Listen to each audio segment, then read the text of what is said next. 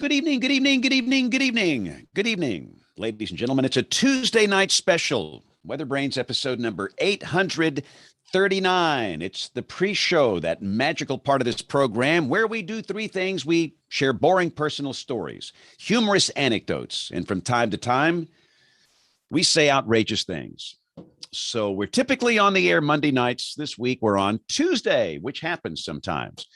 I think our guests were not able to join us last night, and it just worked out better for tonight. So for those that typically watch Monday, sorry, but we're back. We're back at it again. Hopefully you've had a good day, good Valentine's Day. And this is where I get the embed code going, and we're going to get the guests going here, and we'll get this thing started. And if you want to actually get to the beginning of the real show, you move the slider over about 5 minutes, and that's about when this thing is going to start. But sometimes you miss some good stuff here. I think Bill Murray is out tonight. He's typically the interview guy, so I think Jen is going to kind of take over tonight, which is a good thing because she is an excellent interviewer. I am not. I'm the worst. I mean, I am really bad at interviewing people. I would never be a journalist because I'm so nervous about the next question that I'm asking that I don't listen to what people are saying. And it's not good. I mean, I am not a good interview guy. So let's see who we can find on the line this evening. At Aubrey and Jen and Neil and Bill. We got to bring in Rick Smith, although Rick is out tonight. Rick did send a note. He's got to, I think, cover a spotter training session or something. So he's actually doing some work related stuff. And we all have real jobs, by the way, in which, in fact, when I'm doing this show at night, I'm on duty at my real job. So sometimes I have to get a little distracted by that. Aubrey has the same situation out in Harrisonburg. All right, 1, 2, 3, 4, 5. I think that's everybody. So let's bring them in. Let's get this Tuesday night party started. Got some active weather coming up this week for much of the country. Some of the folks around the Great Lakes, the upper Midwest, they'll see snow and ice. Down here in the deep south, we're going to see some deep convection, most likely Thursday. And again, a lot of the hype sites, they're going crazy. Major outbreak, unlike anything ever seen before. It is so strange these days, this landscape of amateurs that push weather, and they have just gazillions of followers. And I'm telling you guys that the weirdest thing I've seen is some guy, and he asked for money when he's doing his tornado stuff or whatever weather stuff's going on. And that's fine. I'm all for making money. Don't get me wrong. I'm a capitalist. Great. Go for it. But it's this odd combination between a Jerry Lewis telethon and Robert Tilton, you know, that crooked preacher guy that wanted people to send him money. And like the more money you send him, the more outrageous the forecast gets, whether it's, you know, snow or tornadoes or hurricanes. And it's just, and again, these people are making thousands and thousands of dollars when they go live from, what they're generating. People just send them money. And I'm thinking, man, I'm missing the boat here. How in the world did I miss the boat on this get rich scheme? If I went live with Dr. Jacobs and during tornadoes, I said, you send us $100. We're going to tell you some things you're not going to see anywhere else, just right here. And if you send us $1,000, we'll tell you what's going to happen at your house in 10 years. And people believe this stuff. It's just like, gosh. But anyway, I have learned to phase that out and just do my thing. And if my thing goes away, you know, that's fine. If people choose to get weather from some of this stuff. And then again, I have nothing wrong with people asking for money. That's fine. I mean, you got to support your family. I have no problem with that, but it's just a very bizarre situation here. Neil, can you hear me okay? I can, but the sound is all weird and fuzzy. It's kind of strange. Can you hear me? Yes, and I'm hearing my audio coming back on your channel. Let me log out and log back in. Okay. Yeah, that's let's see. Aubrey, can you hear me okay? Oh, we got Bear there tonight. Can you hear me? Loud and clear. Perfect. And you're not getting feedback on me, right? No, ma'am. Your audio's clean as a whistle. How's Bear doing? Good. Because I had to hook the Snowball up to the other computer so we can use it for dictation for closed captioning. Oh, okay. Gray has gotten extremely strict about it. So how does that work exactly? I mean, so what I found is Lexi, I think we have Lexi, but we're not using it because it sucks.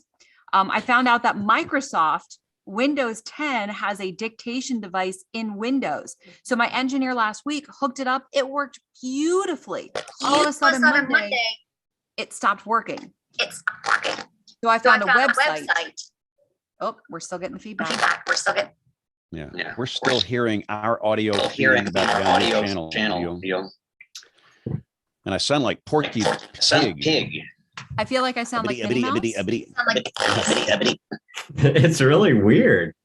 Very Disney. It really is. I mean, the pitch of our voices are changed coming back. That's all, folks. And this goes back to the theory that we have that the higher your IQ, the bigger the problems you have getting connected here. I mean, think about Neil and his qualifications, PhD, academics, and it's always worked out that way. So he will get it figured out in moments. And Neil, I did mute you, by the way, since our audio is feeding back down your channel. Hey, James, do we need to invite Bruce? If you can remember to do that at the top of the hour, that would be great. And welcome to those watching on television. We were not here last night, but we're here tonight. And I totally forgot to tell the master control people last night that, hey man, I'm seeing last week's show. I said, oops. There is no this week's show until tomorrow night. So sorry. I'm confused. I'm always confused. Allison, can you hear us okay? I can. Can you hear us? Yeah, give me a little mic check. Talk to us for a minute. Hi. Hello, everybody. Mike here. How you doing? Mic check 1, 2, 3, 4, 5, 6, 7, 8, 9, 10. That's Best good. mic The check bandwidth's ever. a little. Yeah, the bandwidth's a little restricted, but it's fine. It sounds great. Most people listen; they don't watch, so we're good. And we've lost Neil again. The only issue is Dr. Jacobs. We have never had that problem with him. Here comes Kim. We were hearing this strange audio feedback. Our audio is feeding back down his channel. So we'll get it started. We were in Disney character form. Really, it elevated our pitch. And we sounded like cartoon characters. And for me, that's a good sound. All right, let's get this thing started. No, one Kim, way can you we hear us can do okay? that. Yeah. Uh-oh. Hello? Hello. Hello? Nah, no call. Oh, man. You need to answer that thing on the air. I mean, and hopefully it's Nope. one of those spammer guys. No, it's not one of the spammers. All right. So let's get this thing rolling here. Recorder 1 and 2. Here we go in 5, 4, 3, 2, 1. WeatherBrains is brought to you by Midland Weather Radio. Every home, school, and business should have a NOAA Weather Radio, the official voice of the National Weather Service, and the AMS Weather Band. Join the American Meteorological Society by becoming a member of the band. The AMS Weather Band is a global community of weather enthusiasts dedicated to learning and sharing their love of science. Visit amsweatherband.org to learn more and join the band today. You're listening to WeatherBrains. They're kind of a big deal. And you see the other weather podcast, they don't have Bill Curtis coming on. Exactly. They're kind of a big deal. I mean, we've got Bill Curtis on the show. Welcome to WeatherBrains, episode 839. We are doing this on the 15th of February. It's a Tuesday night special for those that are listening and watching live. And for those that listen, we apologize. We're a day late, but that's okay. It's going to be a good show tonight. And I will say, we just passed our 16th anniversary. We started this show on the 31st of January, 2006. 16 years ago. If you never, we used to be a produced 30-minute show. It really sounded good back in those days. David Black was the host. This is a snippet of the very first show. This was WeatherBrains 1. I personally think we have way too many warnings. Severe thunderstorm warnings are a dime a dozen, and it's getting to be that way with tornado warning. Welcome to WeatherBrains, the podcast about weather by weather fans. I'm David Black with the Weather Company from Birmingham, Alabama. And you see, I'm still griping about the same thing all these Same years. stuff. My brain almost exploded. So Oh man, So that's great. So Kim, welcome back. It's always a ray of sunshine when you're back. Welcome. Thank you. It's wonderful to be with you guys, and what a wonderful way to welcome our guests tonight. Look at how much better our show was produced 16 years ago. We've only taken it down the tube since then. Exactly. And Kim knows the language now, right down the tubes. So there you go. So Troy, have you ever taken anything down the tubes on radio or TV before? Earlier today, maybe? I don't know. Earlier today, 4 times yesterday. So where were you 1 year ago, Troy? Oh man, my brain did just explode. A year ago today, I was at my sister's house, and this place was closed up. I was thinking everything was okay, and it wasn't. But I'm getting slowly back in here. So in the great hated winter storm, of 2021 in Texas. So, but I'm blessed to the fact that I'm able to be back here, and that I had an insurance deductible of $3,000 for about $150,000 loss. So I'm very blessed with that, by the way. So you got to look at it positively. Yeah. And I think before you moved out of the Homewood Suites, they did bring the waffle machine back for at least a few days. So that and about a 1.25 million miles in Hilton, and got what, There you earned go. as So that you have to did. look at the positive. You have to look at the You positive. do. And You Aubrey, do. Aubrey, you have a special guest. Would you please introduce your special I guest? do have a special guest. I went to pick her up at my parents' house. So we have the bear, the famous bear. Hey, Bear, Bear. say hi. Hey, Bear. She got a bear cut last week, so she's freshly groomed, getting ready for spring and some warmer temperatures. So, I bring her to work about once a week with me, and she likes to mill around the studio. Yes, you do. So she'll be. I think Bear Cut is a possible show title for this. I do like that one. I like that a lot. Everything is so bear how- related. We had the bear snow meter. We did the bear Groundhog Day prediction. She did see her shadow. So Oh, no camera lights involved, unlike the shenanigans going on in Pennsylvania. A sham. It's a sham. you're saying that's fake, are you, Aubrey? Come No, on. I'm just saying. Staten Island Chuck called Phil out. I'm just saying. So Controversy. we should mention that Bill Murray, our guest booking officer and the interview guru, he is it's 50 cent beer night at Hooters, so he's not here tonight. So Right. He's wisely gone Jen- for the evening. Yeah. yeah, so Jen, I'm going to let you introduce our guest, and we're going to get this show started. So the floor, ma'am, belongs to you. All right. Thank you so much. Well, I am excited to introduce tonight our husband and wife meteorology team on the show. We have Mike Bettis, who's an award-winning meteorologist for the Weather Channel.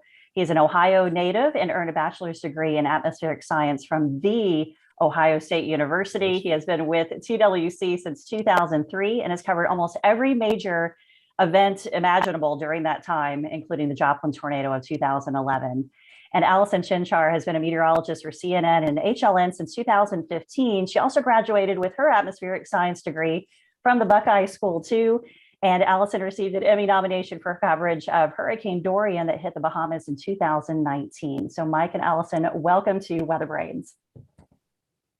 Thank you for having us. Go Bucks, I guess. Yes, I will say that even though I don't agree since I'm a Penn State grad. But I do live in Ohio, so I am close enough that I could get to an Ohio State game if I needed to. We're all Buckeyes in some way, shape, or form, it seems like. Exactly. So I want to get this topic. We're going to start right off the bat here with the reason why we were not on last night is because of the two of you. So we bumped it a night for you because we were going to have you on for a Valentine's Day show, but you had other plans for Valentine's Day. So I want you to talk about what you guys did. And we want to get into a discussion here about being in a curling league. Go. So we were so close to making the Olympics. And by so close, I mean not even close. No, we went to the Vancouver Olympics many years ago and ended up going to see a couple events while we were there. We saw speed skating, and curling was one of them too.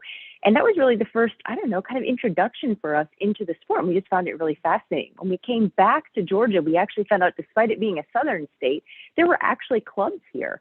So we decided to join one a couple of years later, and we enjoy it. I want to emphasize we are not that good, but we have fun. We enjoy it. We've met so many great people with the club here in Atlanta. It's been fantastic. But yes, we were actually playoffs. Now, I would like to point out all the teams make the playoffs. We didn't know that, but still, nonetheless, it's been fun. It's been really fun. We did not win last night, but we had a great time. It's a lot of fun for us to do. It's an interesting sport. Even if you watch the Olympics that are going on now, you'll notice that the average age of a curler tends to be a little bit older than most of the other sports.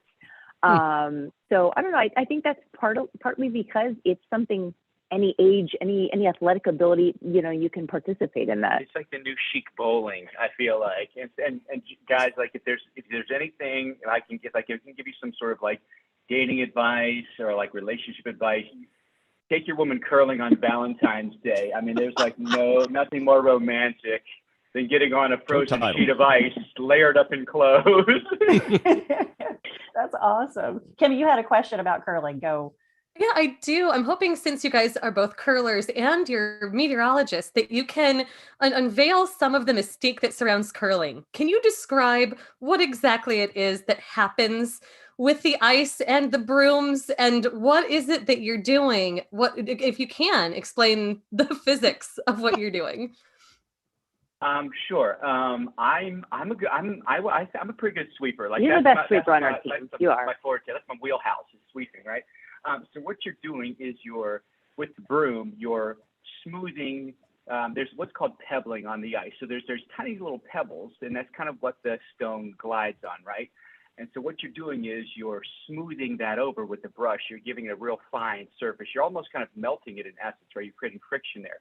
So what that does is allows the stone to go either straighter or go farther. So maybe you have like a soft throw, and you want your stone to go farther, then you're going to sweep really, really hard. If you want your stone to go straighter, you sweep really, really hard. If not, then your stone will go slower and your stone will curve more if you don't sweep.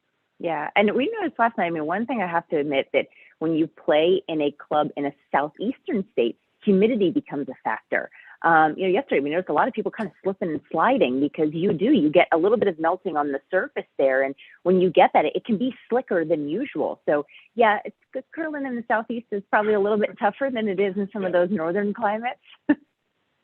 I can imagine. Well, thank you for that explanation. Is that what you when you hear all the yelling that goes on within the team, is that what you're saying? Like, oh, from my vantage point, I think it needs to go faster. And the person with the broom is like, okay, I'm trying. Is that kind of what you're doing? Oh yeah. Like usually the skip on your team, or like the captain, right, is the person that's watching the stone come toward the house, right? So they're the one yelling because they can really see the line. Is the stone going where you want it to go? Whereas the sweepers are really only focused on the stone. You don't really know where it's going. So you're listening for those cues, and they are screaming, right? If they really want you to sweep hard, they are like on you the whole time. Like it's intimidating almost when your teammate is yelling at you. But that just motivates you to like sweep as hard as you can because you want that stone to go to the right place. Mike and Allison, I've never seen Kim this excited about anything. That's true. I don't get excited about many things, but curling, I absolutely love it. love curling. So I'm so glad you guys could explain all that. Now I'm from rural, deep South Alabama. I've not done the curling thing. Is this like hockey? Do fights break out at these things? I mean, do y'all have fist fights going on like hockey matches? It's actually quite the opposite. What's funny is the etiquette in curling is quite the opposite. In fact, it's looked down upon to overly cheer when your team does well. Yeah, and in fact, you're encouraged to cheer the other team when they, when they throw a good stone or when they have a good play. It's and at the end, there's a tradition called broom stacking. It's where people will traditionally sit on their brooms and drink beer. And you do it with with both teams. It's kind of it's similar to hockey in that it's on ice, but that might be about the only, And most curlers have their teeth, I would say, too. That's what I can remember. Yeah. So how long is stacking. how long is a curling practice? Do you guys go for a couple hours or like an hour? We typically play about 6 to 8 ends. Think of ends as like innings or quarters like you would have in other sports. But it also just depends. Again, going back to the etiquette thing, if somebody really takes off and the score is like 7-1, you kind of just end the game. It's not really, it's not, what's the word I'm thinking of? It's not good sportsmanship to just blow the other team out. So. Usually, we'll be on the ice for 2.5 hours, something like that. And then how do you guys arrange it with your schedules? We're lucky. Our curling club, Peachtree Curling, they offer it multiple nights a week, and just you kind of pick what works best for you. Monday nights traditionally works best for us because it's kind of around my off days. I have Monday and Tuesday off. His schedule allows us to do evenings, so we just try to make it work. Our son is in bed by then, so our in-laws live with us. Or my in-laws, your parents, they live with us, so they're basically just kind of here to make sure he doesn't wake up while we're gone, but most of it takes place while he's sleeping. That's awesome. That sounds like so much fun. Now, I was told if I ever got married, I should not play, because I'm a tennis player, that I should not play with my husband on the tennis court because that would not go well. So maybe if I do get married, I should join a curling team and maybe I'll have more success playing a sport with my husband. Wait, Jen, you play tennis? I do. Yeah. Okay. So the next time we go to an NWA meeting or whatever, me and you are going on the tennis courts. All right. You will probably annihilate me. You will make me, you will humiliate me. You will make me look like a one-legged man in a butt kicking contest. But it's okay. I still want to challenge you to a tennis match. This will be the WeatherBrains tennis match. I can't wait. Challenge accepted. That sounds great. Awesome. All right. All right. Allison and Mike, we want to talk to you about your careers and all that and how you guys met. But we had a listener, Aiden Kinzer, wrote in and wanted to know how you all got into weather. How did you even get into wanting to become a meteorologist? So I thought we would just throw that at you first, and maybe you can kind of take us through your time at Ohio State as well. For me, it probably started in high school more than anything else. I grew up in the snow belt in Ohio, and so I was pretty fascinated by winter storms and lived there during the blizzards of 77 and 78, and thought it was crazy. And when I was younger, every tornado was compared to like the Xenia tornado. That was like the benchmark tornado during the super outbreak, right? And as a kid, like I literally thought every tornado was a Xenia tornado. Like they scared me, right? And I thought every tornado hit in the middle of the night. It was kind of one of those worst case scenarios when you're a child. But you get all 4 seasons in Ohio, and I was pretty fascinated by that. We had a pretty legendary TV meteorologist, Dick Goddard, in Cleveland, and he had been there since my parents were young, and so he had been there for I think 6 years or something at the network before he retired. But this is the kind of guy I looked up to. But in high school, all of my buddies were going to college for engineering, and I just didn't want to be an engineer. And so I decided I wanted to do something that was math related or science related, but I didn't want it to be engineering. So meteorology just kind of fell in my lap. I kind of enjoyed it tangentially through the television, right? And then once I went to Ohio State, it was at the time the only school in Ohio that offered meteorology. So it was really honestly, the only place I could afford to go.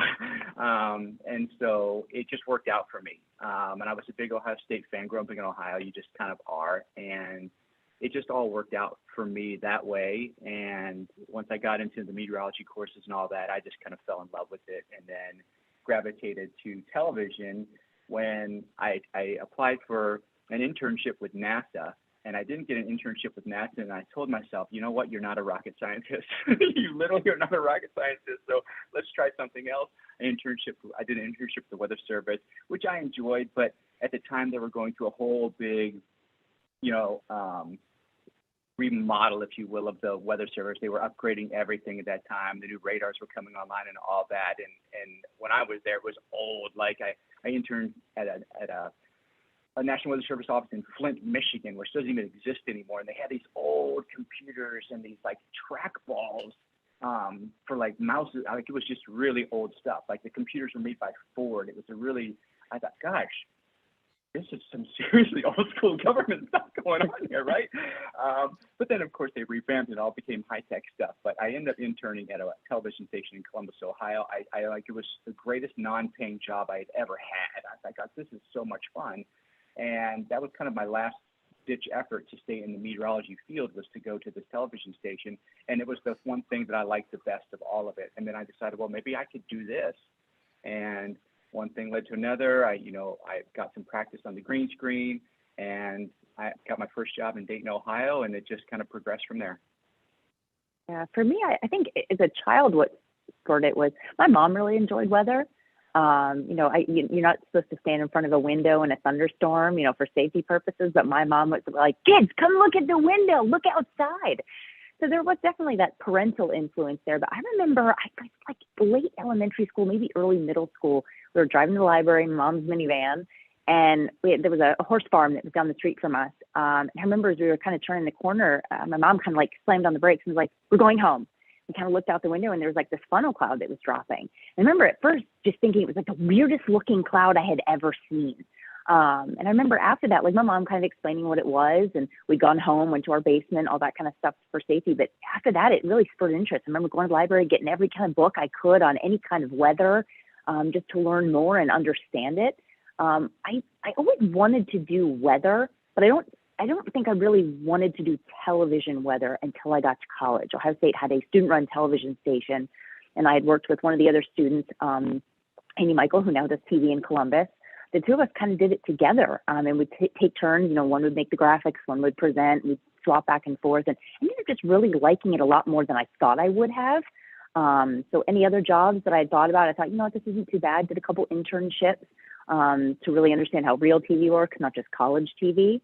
Kind of stuck with it. I enjoyed it a lot more. Can't say that I really enjoy, working holidays and weekends and stuff like that. But at the same time, if I would have gone to the Weather Service, you would have had to have done that too. So it's not really like there was that much of a difference really in so many weather fields. So what are your current roles? Mike, you've been with the Weather Channel since 2003, and I know you've been on different day parts, but what is your current role there? Are you still doing Weather Underground? I am. So I think I have literally worked every possible time shift at the Weather Channel. I started working weekends, evenings, and then I did mornings, and then I did evenings again, and now I do afternoons. So I do Weather Underground from noon to 4, Monday through Friday. Okay, that's awesome. And Allison, what about you? You're doing headline news stuff? Right. So it's a combination. Our parent company owns all of them. So we do CNN, which we refer to as CNN domestic, but it's the CNN that viewers in the US see. We do CNN International, which is basically whatever CNN channel would be anywhere else in the world. And then headline news. We do all three. If they want a weather hit, we provide it if you're on that shift. So I do all three of those networks, Saturdays and Sundays. And then Thursdays and Fridays, my role is basically what we refer to as CNN Digital. So I'll write weather-related or environment or climate-related stories that end up on the website. I like it. It's a little bit of a mix. And after COVID, we've gone back to where I'm in studio on the weekends for the TV part, but I actually still get to work from home for the digital. So it's been kind of a nice compromise now that I get to be home 2 days a week. Those were the 2 days that we used to have to find childcare because our shifts would overlap. And now we really don't have to anymore. It's because I can be here. I just kind of shift my hours to work while he's at school, and then I can walk down and go pick him up at the bus stop when he's done. Yeah. Well, I was going to ask you about that. You're both working, completely different hours. And how do you balance all that in the midst of a very crazy job of just weather? We never know sometimes what's going to happen. And sometimes we have very busy weeks, and sometimes our weeks are okay, high pressure is in control and we're just kind of cruising. But, how do you guys balance all that with, your marriage, and then you have one child, but you also have a fur baby, right? So with all that, how do you balance everything? I would say it's gotten easier now that he's in like full-time school. Now that he's actually in elementary school where he goes for a whole day, that does help. Traveling is probably the hardest. Yeah, usually like when there's a hurricane, that's when it gets to be the most difficult. And you're away for a long time, and and both of us are working, a lot. But I don't know if we have an answer. We just try to make it work, right? Literally our whole careers, we've never had the same off days. And I don't know, maybe that's the key to it all.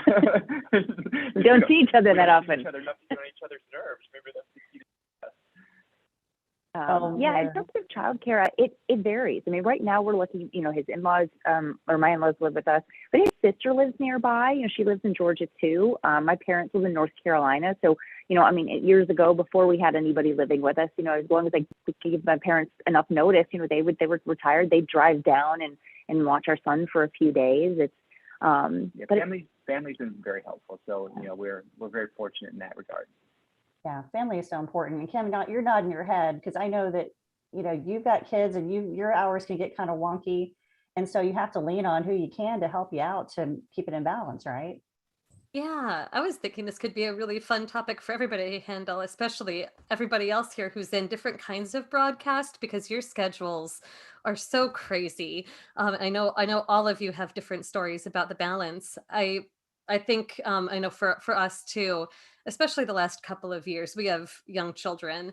Having family nearby has been extremely important, just so helpful, and that makes the balance happen. I think since I'm mostly working in research, my biggest challenges have been at times where I've had to leave, babies to go to work conferences, or, do that kind of thing. The work travel piece can be some of the hardest burden for my family. And otherwise, in a research career, depending on the timing of if you do field work deployments, the kind of research that you do, we actually, I think, compared to you guys, have a little bit more flexibility, since for most of the time, our lives aren't completely dependent on weather. In the spring, that can get different, especially working here in central Oklahoma with the severe storm slab. But otherwise, it's actually been a real blessing of a career. I had parents who both worked in the medical field in different aspects, and they were the same as you guys. I mean, they got 1 out of every 6 weekends off together, and worked opposite shifts, to make things balance. And so I feel you very much, and I feel very grateful to have the hours and the support that I do. But I'd love to hear from others too. I know James has told us a little bit in the past about the crazy schedule he keeps. And, when do you see your wife? It seems like you live in your car. Normally the time that we spend together every day, it's at right now, 1 night a week I commit to this. But other nights, if we have no active weather, I will go home for dinner, and that's our time together. And by the grace of God, we don't have a 9 o'clock Central Time newscast here. Every other TV station in America has one. Aubrey, you've got one at 10 o'clock Eastern, don't you? I do. I don't have to deal with that. So that gives me the chance to go home, spend some time with her, and come back and do the late 10 o'clock Central Time weathercast. I have been so fortunate, and I'm afraid to even say that because I'll get a memo tomorrow. They're starting a 9 o'clock newscast, but that's our time. And again, raising our kids, we were in a different era. Our kids are out of the house, but when our 2 were coming up, we didn't have the tweeter, the face bag, the gram, the talk, the digital pressure. I basically had to worry about doing weather on radio and television. and speaking in schools, which it's busy, but it's nothing like it is now. So the timing has just worked out for me, and I don't have any regrets. Kim and Allison and Mike, that's the one thing I think that was my goal when I'm this age. I did not want to look back on raising those two boys. We had two boys. I didn't want to have any regrets, and I don't have any. And I was able to coach baseball. I was able to be at the games. I was able to take the trips. I was able to do things. And yeah, you're going to miss some stuff every once in a while, but every parent does. So anyway, it's not easy now, Kim. We are in a different world now than we were 10, 20, 30 years ago. Yeah. Anybody else have any thoughts on that? Because for me, I don't have kids, but I've been able to be the helper. The awesome thing about the past 10 years since I left the Weather Channel is that I've worked from home. I worked from home when working from home wasn't cool. So I've been doing that for 10 years. And I've been able to be the helper, being able to balance my schedule and kind of work things around so I can do it. So I see the importance of being there, especially because our jobs are kind of just crazy. And then there were times where I'm just like, I'm not going to see anybody for 2 weeks in the midst of May because I can't get out from whatever outbreak I'm covering in Kansas. So it can be quite a balance. Jen, I don't mean to interrupt. I wanted to see if Dr. Jacobs, I did not introduce him because he had some audio issues. Neil, are you on there with us now? And if so, wanted to I am. there now. Hopefully my audio is okay. Loud and clear. Excellent. 5x9. I don't know what that caused. I just unplugged everything, so who knows what the cause was? But that's exactly what fixes it. Yeah. We used to have a theme song about turning it off. It was and on my again. theme song. So yeah, Neil, what are your thoughts on this in terms of, because you're all over the place? Yeah. It's tough. I mean, it's tough on my wife. It's not really tough on me. She basically has been operating as a single parent. So I've got two boys, 6 and 8 now, but before I was at NOAA, I was at Panasonic, and I spent 1 week in Singapore and 1 week in Osaka every month. And then, of course, I would spend 2 weeks in North Carolina sleeping on the couch from jet lag. And I mean, that was pretty rough because she's got a full-time job. I mean, she's in the genetics bioinformatics world. And at the time, she was working out at Duke. So she was having to go there and make lunches and do everything. And then I went from there to NOAA, where I was basically in DC full time. My goal was to get home for about probably 36 hours every third weekend. And so she basically for almost 4 years was a single parent, and she would come up on 3-day weekends with the kids. But that was a huge sacrifice on her part. And I don't know how she did it. And then it was kind of strange, like taking a year off, basically trying to reintegrate with my family. That was kind of tough. But yeah, it's and then you go straight into that to like a pandemic where the kids are at home. So she's trying to work from home while the kids are trying to do like home Zoom school or whatever. And that was like I guess it was new for everyone, but it certainly didn't make life easy. That's for sure. So, yeah, I mean, I can't thank her enough. So when people ever say, "Oh, thanks for your service," I'm like, no way, don't thank me, thank her. Mm-hmm. I would have never been able to have done any of that without her. Wow, that's awesome. Well, in talking about sacrifice, there are sacrifices that you have to do. So Allison and Mike, when you're thinking through what are the things that you have to sacrifice to try to make everything work and come together and, keep things in balance. I mean, you have to work at it really hard, for sure. Although, especially for a long, I would say probably a good 10 years of my career at the Weather Channel, I was traveling a lot, because we're covering every single weather event across the country, right? And so, hurricanes and tornado outbreaks, snowstorms, what have you. So I was traveling a lot, but in recent years, I've pulled back a little bit, and I can distinctly remember 2 conversations that I had in the Weather Channel that changed things for me. It was my son was about 1 year old, and I was at an event in New York with Jim Cantore, and he and I had gone out to dinner. And he had said to me, he said, and you know, everyone knows Jim, right? He's been in everything, right? He's kind of legendary for that. And he said to me, he goes, you know, Mike, one of my biggest regrets is that I didn't get to spend more time with my kids, because I covered everything, right? He goes, and I wanted to, but he goes, looking back now, I wish I had spent more time with my kids. And Dr. Rick Knabb, who was originally at the Weather Channel as our hurricane expert, left to go be the director of the Hurricane Center, and then he came back to the Weather Channel. And then when he came back, you know, I had asked him, you know, you kind of are at the pinnacle of hurricanes, you know, when you're in your field, when you're the Hurricane Center director. And he said, you know, being the Hurricane Center director, it's a lot more administrative, right? You don't really get to do the science as much as you want to. And he goes, and I was traveling all the time. And he goes, I wasn't around for, you know, a lot of 5-year period of my kid's childhood when my kid was in elementary and middle school, where they're, you know, very impressionable, right? He goes, and so now coming back to the Weather Channel, he's just got a lot more time with his family. And so those two conversations that I had made me realize that maybe it was time for me. I put in a lot, right, for over a decade covering stuff for the Weather Channel. I said, maybe it's time I just pull back a little bit and take a little bit more time to evaluate what's kind of important. Am I going to miss, am I going to regret, if I look back on, am I going to regret covering that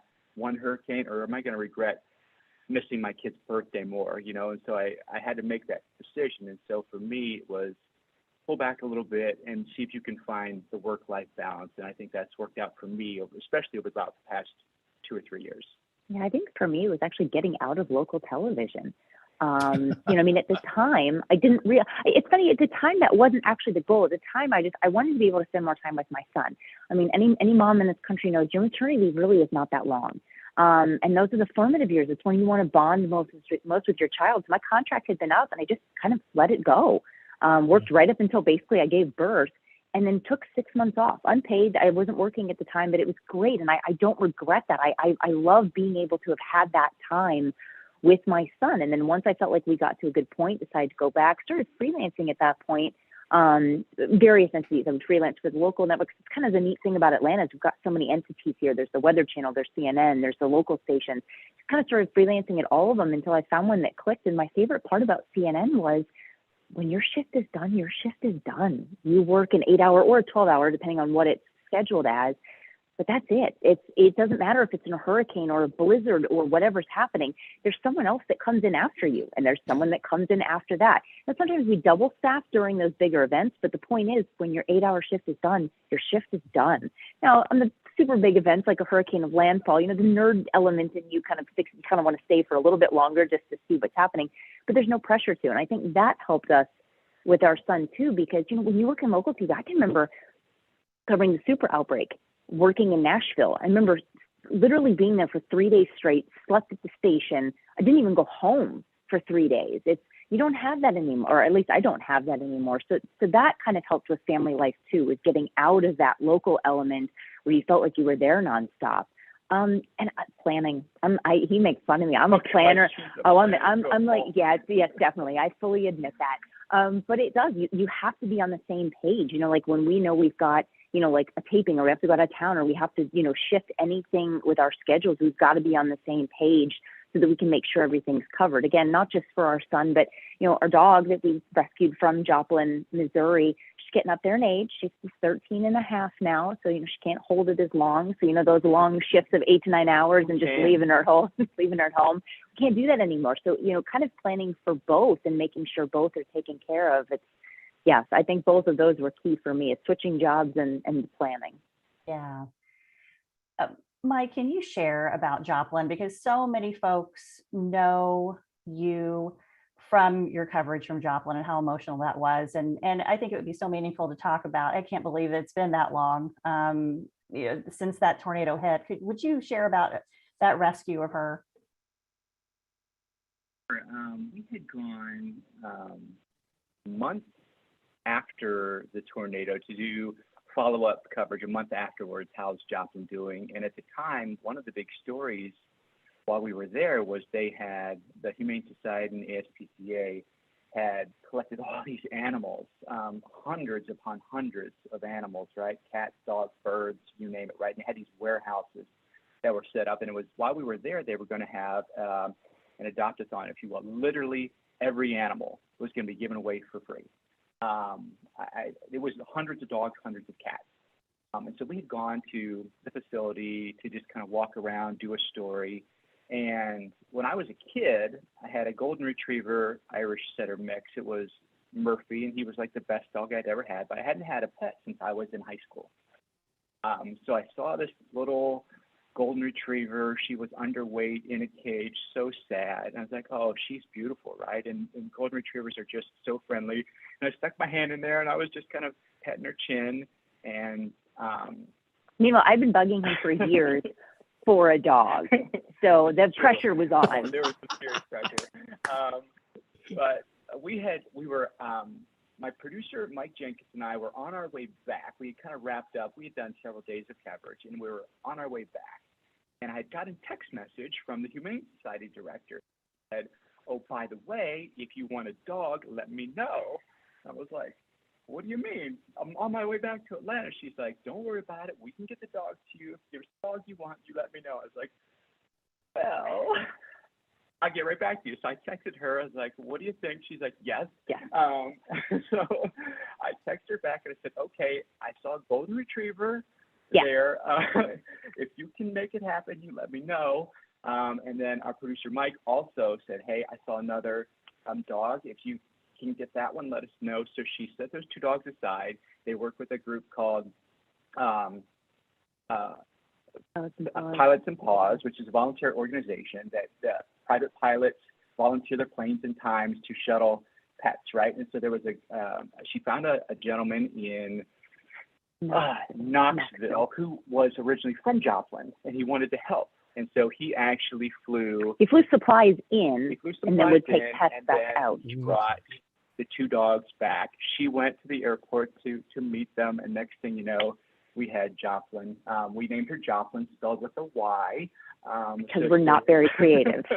But she truly has been the best dog in the world.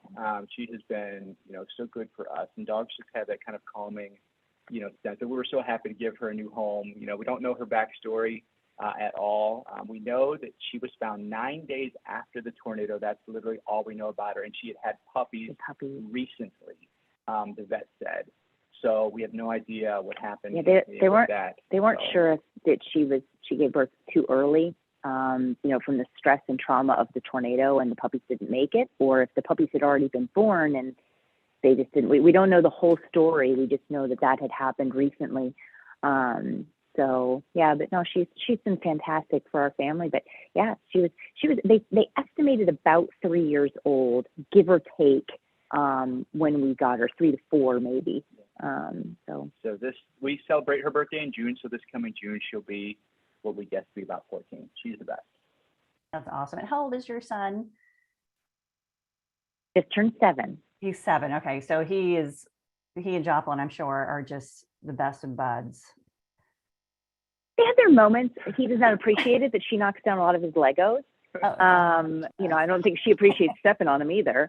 But they do. They'll play tennis. They'll kind of play. So I mean, it goes back and forth. But I do think he enjoys having her. They both love food. Like they're relentless about food. That's awesome. So did the two of you meet at Ohio State? We met at a weather conference at Ohio State. Ohio State. Yeah. We're so geeky, aren't we?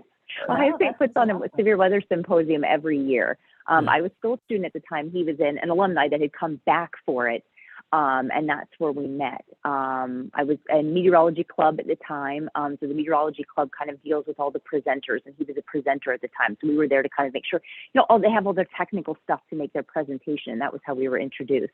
So yeah, met at a weather. I want to know what the pickup line was. I want to know what the pickup line was. Well, you choose it, right? Like something about warm fronts or whatever it might be, right? You pick it. We have it. It was radar love to begin with. Yes. It was nice day, isn't it? Yeah. Lovely day. Lovely day. That's awesome. And so when was that? When did you guys start your whole thing here? Yeah, I feel like 2008. No. Yeah. Now you're asking us to count the years. I was going to say that's too much math. And then they're telling us now we're way older than we thought we were. Okay. Yeah, I think it was 2008. And we got married in 2012. Yeah, that one I know about. That one I know for sure. Yes, I think it was about 2008. It was right before I graduated. Okay, that's awesome. Well, now have the two of you ever worked together on television? Have you done coverage together, or have you done any kind of, One shift and one shift only. Okay. Okay. Oh, there. I think there's a story Show there. title. So, Yeah. Sounds like there's a story there. Yes, there is. Take you back. I don't know if there's anything special about it. It was Christmas Eve. It was Christmas Eve. I don't even remember the year, maybe 2015 or 2016. And Alex Wilson, who is my co-host, was off for Christmas, and there was no one to fill in for her. And so Allie was freelancing at the time, and they said, "Hey, you want to come be on Weather Underground?" And she was like, okay. I mean, at the time I was a freelancer. When you're freelancing, you can't usually say no to shifts. So it was kind of like, I mean, all right, sure, why not? I think the weirdest part was the tosses, because he kept calling me, I'm family and friends call me Allie, but from a professional standpoint, I'm Allison.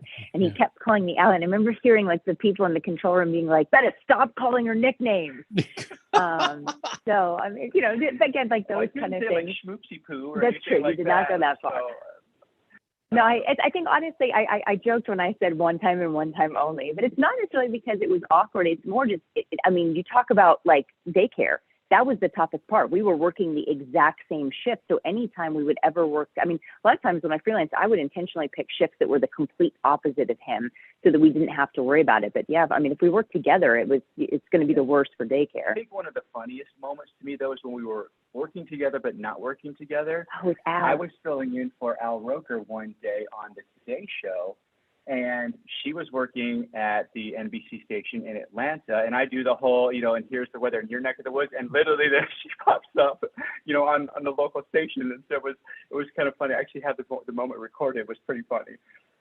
Yeah. So having a relationship that's in the weather community can give you some of these really cool moments. That's a really neat one you just described. I have to ask though, dating in the field, it's a thing. There are other weather couples. There are people who make it work, but it can also be a challenging thing. Did you guys even ask yourself the question when you started dating, is it a good idea for me to date somebody in the field? Or was it not even a question because you just thought, well, we both love the same thing and we're just going to go for this? I think it's a combination of both. I will say this, the one nice thing is they understand. I don't ever have to explain to my husband, like having to work on Christmas Day or getting called in on an off day. He understands it. He's lived through it. My mom, for like 5 years into my career, she's like, "Why can't you come with us on vacation in May?" It's like, there's this thing called sweeps. We've been through this years in a row. But again, she just doesn't understand it. She's not in the business, so she doesn't understand. Maybe if you just ask really nicely, they won't make you work during sweeps, or just say extra please, and they won't make you work a holiday. It doesn't work like that. But he gets that, because he is in the same career. So I think that actually helps a little bit rather than hurting, is that you don't really have to worry about them not I've heard the same thing from friends that I have, like, who are EMTs or cops or firefighters. They go through the same thing. It's almost easier for them to work with somebody who understands that shift work. Although we'll say, honestly, our conversations are pretty limited about anything other than television or weather. It's curling. Curling. It's just generally like the three things we talk about, and that's about it. So we're in that sense, we're kind of boring, but there have been a few times where things have got a little contentious when we talk about the GFS versus the Euro or something, and then all of a sudden out of nowhere comes the Canadian model because she loves Canada. So it's funny. One of the things we bicker about the most is having worked with CNN International. All our stuff is done in metric units. We present the weather in Celsius and in millimeters and things like that. And since having worked there, I've become a huge proponent of the metric system. And I have to admit, that is probably the one big thing we fight over. He is team imperial and I am team metric. It's almost like you're bilingual, and so this is true. Yeah, because a lot of I've done it now enough where I can really do a lot of it in my head. I can convert inches to millimeters. I can convert Fahrenheit to Celsius fairly quickly. It's kind of nice when you go on vacation in another country, because pretty much everywhere else uses it. It's kind of nice where he'll be like, "What does that mean?" So that's kind of nice. So what's your advice to other couples that are both meteorologists? Because you've been married 10 years, you know how to do this. What's some advice for others that are marrying into somebody else in the weather enterprise? Find good daycare. And be patient too. Like weather is so, I'll air quote unpredictable, right? You don't know from one week or season to the next exactly how things are going to play out, right? It's up to the whims of the atmosphere, right? And so you kind of have to understand that and know that, that next week there could be a tornado outbreak, and there's gonna be a sacrifice to work and to feel committed to do that, or there's a hurricane coming, and same thing. And I think that if you're in that same field, if you're a weather couple and you know that, you're going to get that and you're going to understand. It's going to depend truly on what the field is too. If someone's going into emergency management, understand it's going to be high stress, and you're going to have to be, when that person comes home, you're going to have to be that person that supports them and understands they've just had a really stressful moment in their life. And so just be that shoulder for them, be their sounding board, let them get it off their chest. She does that for me, I do that for her, and I think that's what helps. And again, not to keep pitching the planning thing, but planning saves lives and marriages. We have some friends of ours. He works for the Weather Service in Peachtree City, and she works as a weather producer at CNN with me. Haley, great friend. I kind of cautioned her. I was like, good luck planning your anniversaries. We were married in 2012. I think we've celebrated 2 where we haven't been called back from a vacation to cover a hurricane or had something end early, or, even our wedding was a close call. I don't remember which hurricane it was. It hit like 5 days before. We were worried we were going to make it back for our wedding. It was right after Super. That's what it was. So we're like, oh no, but we were like off the grid basically, so we couldn't be contacted. But the unpredictability of the schedule, you just kind of have to understand. Yeah. So for both of you, the most memorable event you've covered in your career, go. Did we have to physically be there or just covered on television? No, just covered on television. That's fine. I'll go first. I don't know where to start though. I would probably say if I had to really rank them, probably Joplin tornado would probably be at the top of that, closely followed by Hurricane Katrina. Yeah, I think for me it would be Dorian when it went over the Bahamas. I was on shift, and it was one of those. They knew it was going to slow down, but I was on shift when it literally just stalled over the Bahamas, and I remember getting the reports that there was no communication, that no one could make contact. And it's that moment where in your mind, horrible things are happening and there's nothing else you can do. You just have to hope at that point that people have listened to the advice and are being safe. But I think all meteorologists go through that at some point in their career, whether you're doing tornado warnings or you're anything like that, where you've spent so many hours or even minutes helping people prepare. And you just kind of have to hope for the best at that point. But that really sticks in my mind because it just ended up being such a terrible storm and worst case scenario for those areas. And it was when I was on air, and there's that feeling of helplessness. So let's jump 15 years. Your child is grown, college, out of the house. What do you guys want to do in 15 years? Same position? Do you want to shift around? What's the goal here in 15, 20 years from now? I want to go somewhere where there's no weather, like San Diego. And just like I'm gonna look at the ocean as long as it's not like overtaking my house. And no, I don't know. I feel like probably I feel like at some point I've loved weather for how many years now. It's been my career for 25 plus years, and I've enjoyed every second of it. But I said maybe there is something else out there at some point, right? Like maybe you can say, I love weather and I'll continue to love it, but maybe there is going to be something else out there for me, once college, kid is off to college or beyond, and you reassess kind of your twilight years, right? Yeah, I've become more and more fascinated by a lot of, the more stories I cover, like the environmental aspect, going green, those kind of things. I find that stuff fascinating. I don't know if I could make a career out of it, but the thing of it is, I think if there's a better chance now than there probably was 15 years ago when I left school.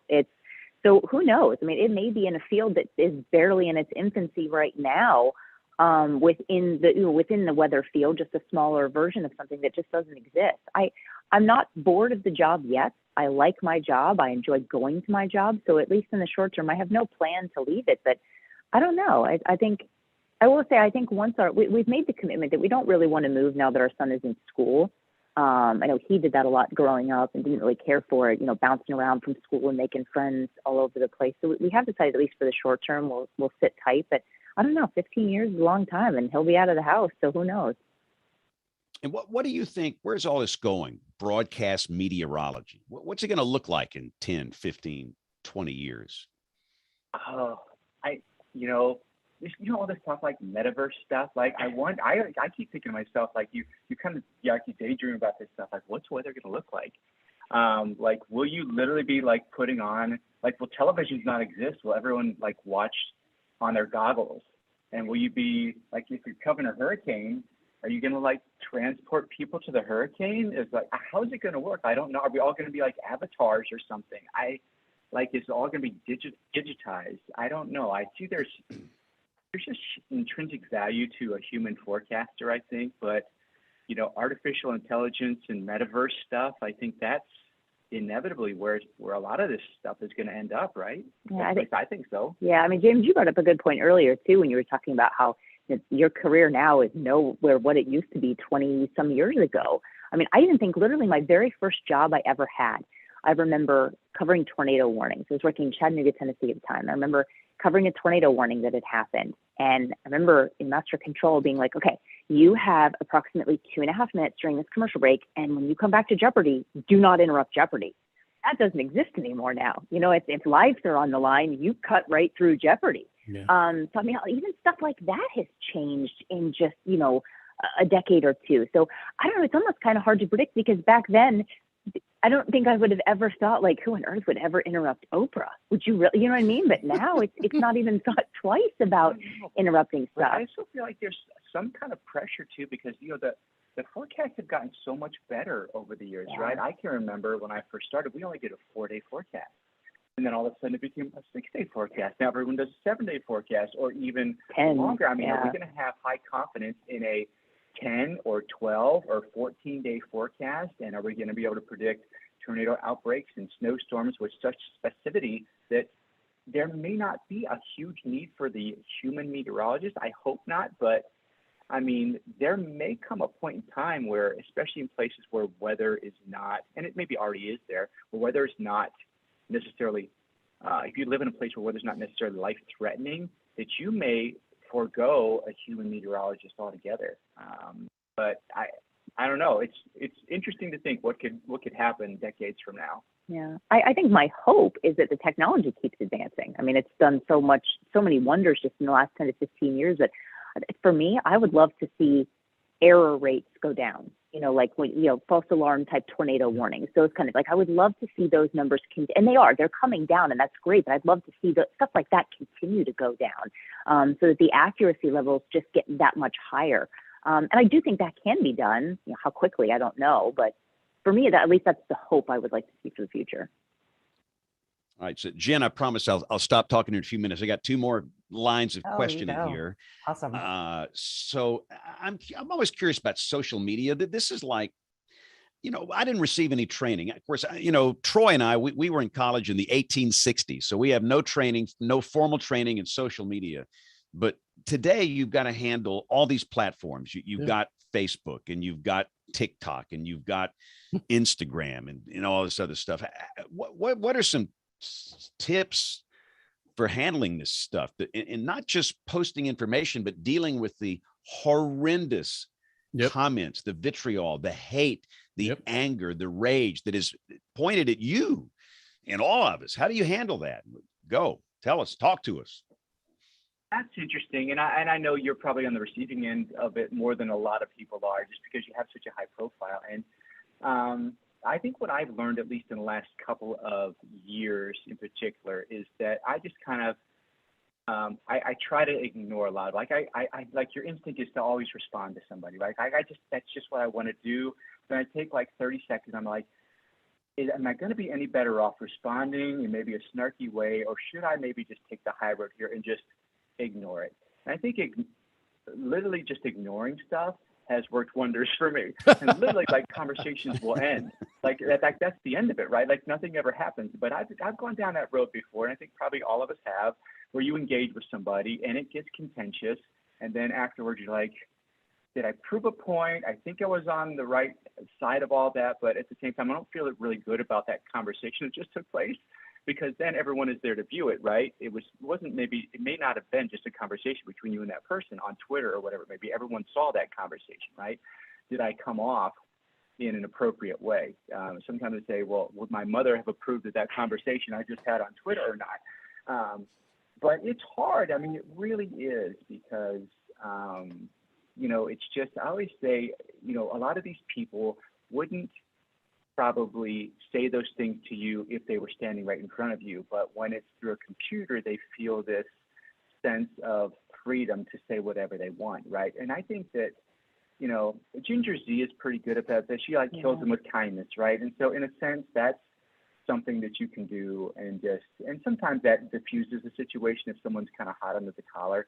But you also, I kind of pick and choose which social medias to use too. Like, I'm not a TikToker. Like, I feel like I'm just too old. What? You don't do TikTok videos? I can't do it. Like, I can't skateboard down the road while drinking cranberry juice in a dust storm. Like, I can't do it. And so, Showtime. I don't understand. I don't know.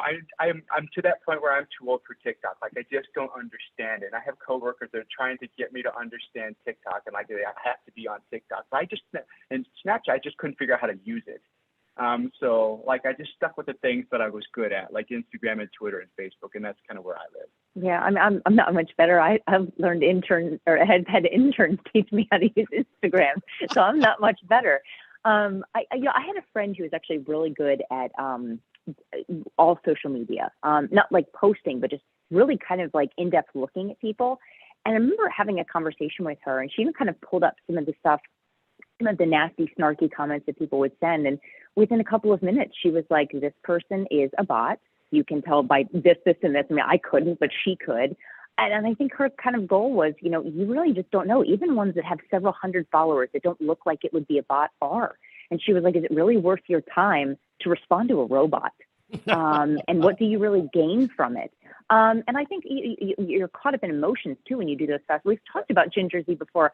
The sarcasm that she will do. I will never forget somebody giving her crap about, like when she was out traveling, people were like, where are your kids? And her whole response was, with my husband. You know what I mean? It's not like I'm going to, but I think her snarky comment was, I left him at the top of the stairs with no one watching with some Tide Pods. I hope they survive. And I said to him, I was like, that's great, but I'm not that clever to come up with that. So yeah, I'm not that witty, to come up with those great responses. So I'm very much like him. I really just kind of ignore it. And I do feel bad on some level, because that also means that unfortunately sometimes I ignore that the ones that are trying to be nice or supportive, but just by kind of wholeheartedly just ignoring the vast majority of stuff that comes in. We have also, I think, because we are both high profile, we've made the conscious decision, and this is not a parent shaming thing whatsoever. We have several friends that do the opposite, but we don't post a lot of stuff about our son. We had a couple of comments that felt like they crossed the line. And for us, we don't ever want him to look back on that and see what was said. So we've kind of, it is very, very rare that we post with him, or we try to be strategic, on selfie safe, day where everybody's supposed to post, like there's a selfie in their safe place. We'll have pictures of him going like this. Yeah, he's so he's covered. And he's assuming the tornado position. But I don't know, when it comes to social media, when you engage with people though, and you're having conversations, healthy conversations, I think people really dig that, and you increase your following, you increase awareness, and when you're with your message, and you increase, the number of people that are engaging with you, which can only be positives for you or your business and stuff like that. But I kind of made this conscious effort, just kind of for my own sanity, to back off a little bit when it comes to that, because, like, honestly, it could be a full-time job, right? You do it 24/7. because those platforms are 24/7. So you just kind of have to manage. It can become an addiction. It truly can. And so you have to make yourself aware when you're doing it too much. At least that's how I thought about it. Yeah, because you get nice comments too. You get people that just or genuinely ask weather questions because you are the expert. They want to know, what's this? I took a picture of this. What's this weird cloud? And you want to help them out. You want to answer questions. I mean, we've had a lot in the last couple of weeks of people being like, explain this curling business to us. And it's great. We want to get more people involved. So but it's trying to, like you said, it's an addiction. So it's finding that fine line of how much time do you spend on it, and where do you kind of. And I think truly, probably people are so used to weather posts from meteorologists, right? But they really engage when you share part of your personal life, right? And so, and then I think that's okay, but I think, you have to make it measured, right? You have to be conscious about what exactly you want to share and what you don't want to share. But Allison and Mike, I mean, there's social media over here in this box, and then there's the last damn 2 years, which are completely different when it comes down to COVID and everything else. When you're arguing nowadays about whether the sun rises in the west with someone, and James will sit there and tell someone will argue with you about the sun coming up in the east. They will tell you the sun comes up in the west. So I got to wonder if it's, you've got social media, but the last 2 years, it's almost like you just want to shut it all off because, it just doesn't nowadays, as James said, there's just so much hate out there. There is. I mean, like if all the flat earthers got in a boat and paddled off the end of the earth, that'd be okay. Yeah. So I feel about it sometimes. But yeah, I think, listen, we all know that for a lot of people, the pandemic has taken a toll. It's been stressful for a lot of people. And so you understand the angst and the anxiety that people have. And people may truly be, and I try to say, you never really know what someone else is going through, right? And so there may be a lot of people that are acting in ways that they may not normally do. And that's how I think about it. And I just kind of say, I'm backing off from that. People are acting a little bit different than they did a few years ago before everyone had to go through this, right? And it was stressful for a lot of people. It was stressful for us.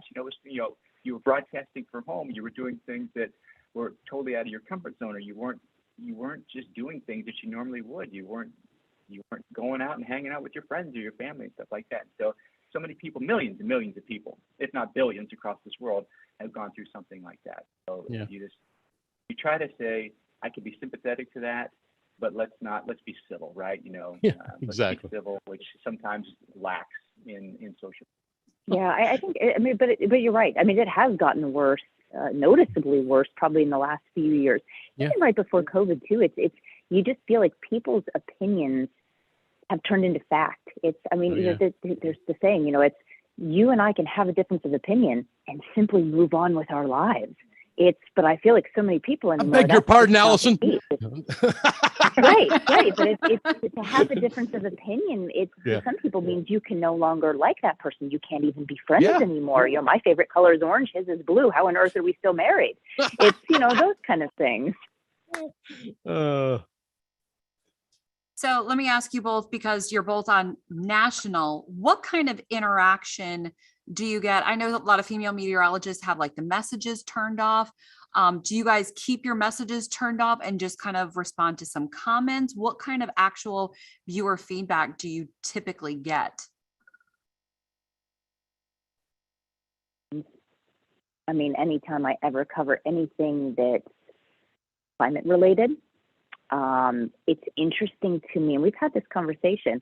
You've seen international viewers love climate change as a topic, and not necessarily for the reason that people think. It's not necessarily because they believe it so much more than everybody else, but they want to learn. They want information. Whereas I feel like that's almost one thing about Americans is we've already made our minds up about everything. We don't need someone else to tell us, anymore. So it's interesting because with climate change, you can kind of tell like it's a lot of hate or just stop lying to me stuff. But then on the flip side, I'll get just as many equally responsive. That was really fascinating. I didn't know that. So I think it kind of depends on the topic. Okay. A lot, at least for me. I don't know. A lot of times, mostly it's people asking questions more than anything else I've noticed. More specific questions about a forecast or something like that. If there's any kind of haterade out there. It's usually about the Weather Channel naming winter storms, which admittedly I know is a little polarizing. So I mean, we've all done it on the show. So we're not going to. Sure, we'll spend the next 2 hours. I just ignore.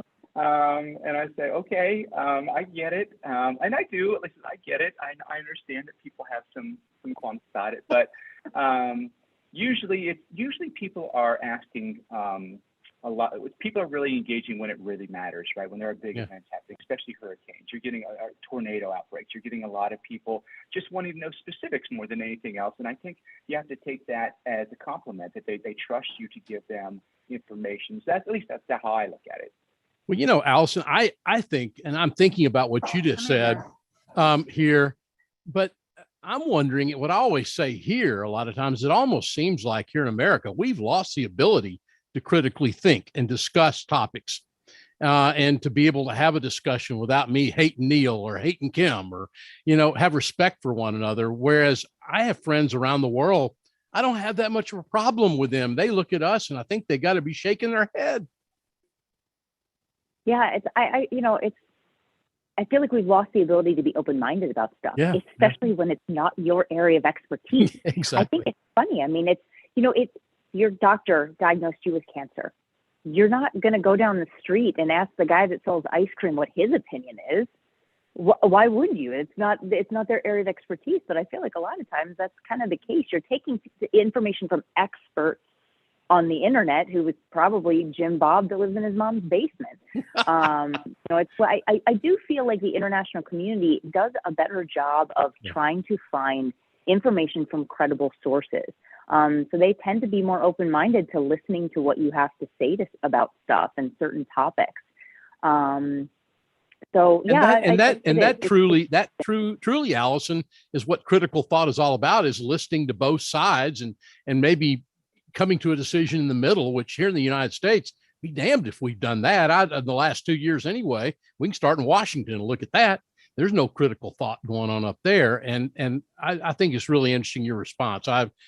To me, it helps to verify what I've sort of thought about the fact that I see that every day evidence that we just can't critically think as well as we used to. I don't know. Troy, we've turned into a nation of mindless lemmings. It's horrible. It's just horrible. True. One thing I think back to, not to harp on the whole metric system being far superior, but I remember having somebody, kind of almost get upset with me for, sometimes we do broadcasts that will air on both. So I try to do my best to give units in both. I will give the temperature in both Fahrenheit and Celsius, so that no matter who's watching, they can at least have an idea. I remember somebody yelling at me for, use the American one. Use the American one. It's kind of one of those where you have to say, you do realize the imperial system was actually British. It's the British that invented it, not us. But those kind of things where people get upset over stuff that they don't even really understand. Yep. All right. So I have another question. I was thinking about your son. Does he like weather? Is he getting into it yet? Yes and no. He likes the water cycle. I mean, he's learned the water cycle and all kinds of stuff. He loves space, right? But I think snow. He does love snow, but I think that's the lack of it happening here. Exactly. Yeah. We're like, sorry, son, that's just not going to happen for you. So he does, but probably like any kid, he doesn't understand why we're sleeping in the basement during severe thunderstorms. It's we have a lot of trees in our property, and so we're afraid of trees coming down on our house, right? So he doesn't know why we're sleeping in the basement. He, as a parent, you have to be nurturing for your kid. You have, it's going to be a sleepover. We're going to have fun. It's going to be a camp out. Bring your camping light, bring your books and whatever, and we'll make some fun out of it. Yeah, well, you should have brought him up here for a visit to Ohio a couple of weeks ago. I had plenty to share. It was not fun. It was sleet first for about 12 hours, and then it snowed on top, and so that was loads of fun. So I was in Cleveland, Jen, and I would say it reminded me of why I don't live in Ohio anymore.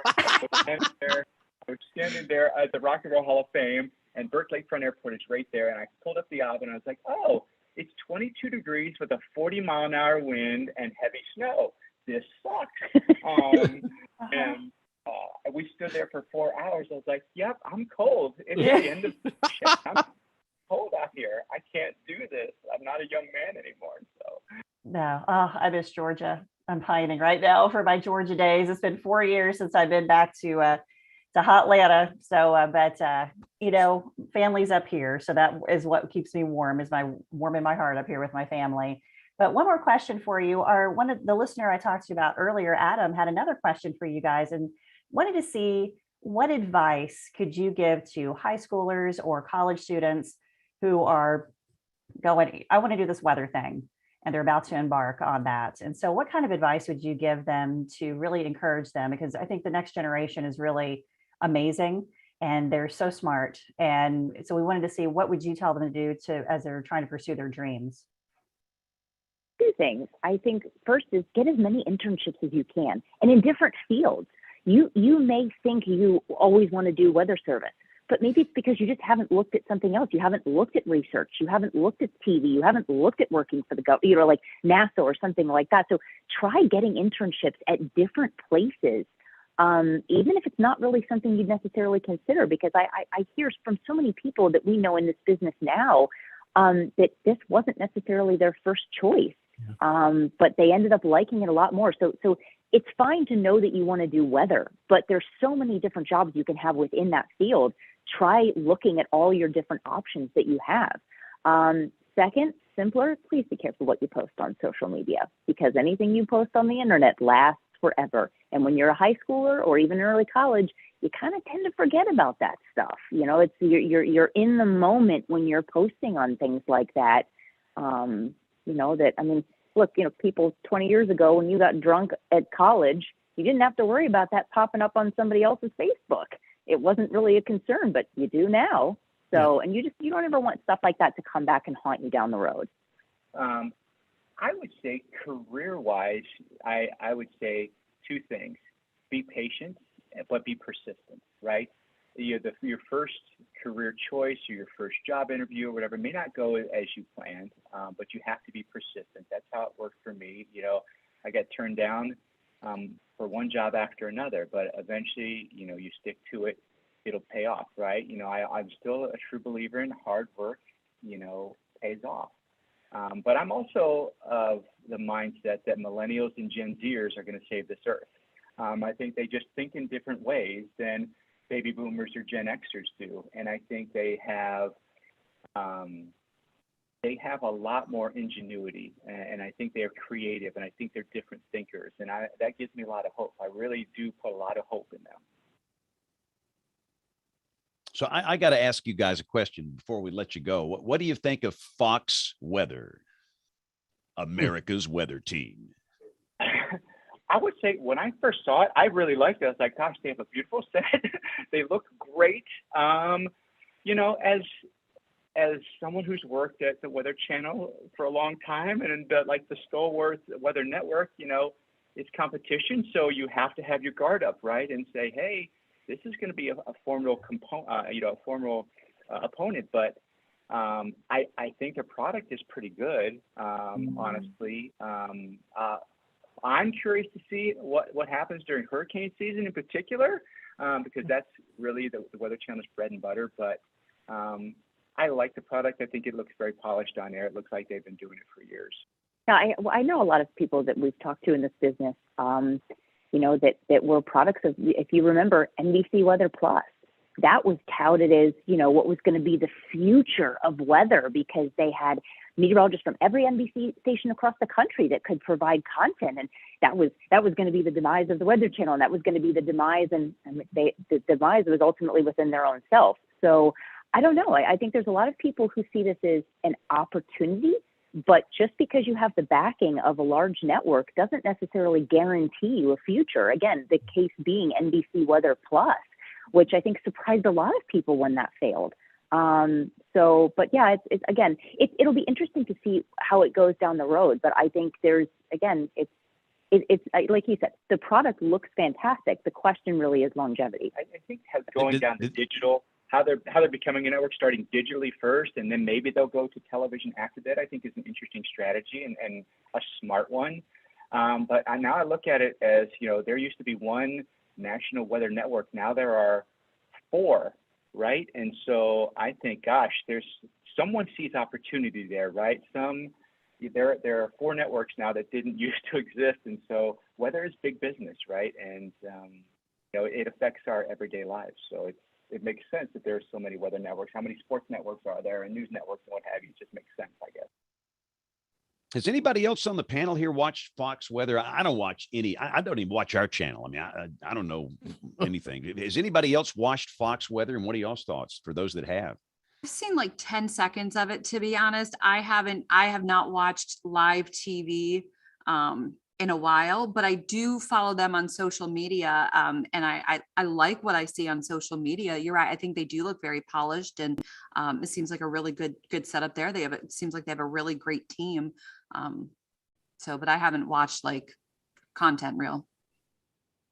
Won't admit that their employees are from the Weather Channel.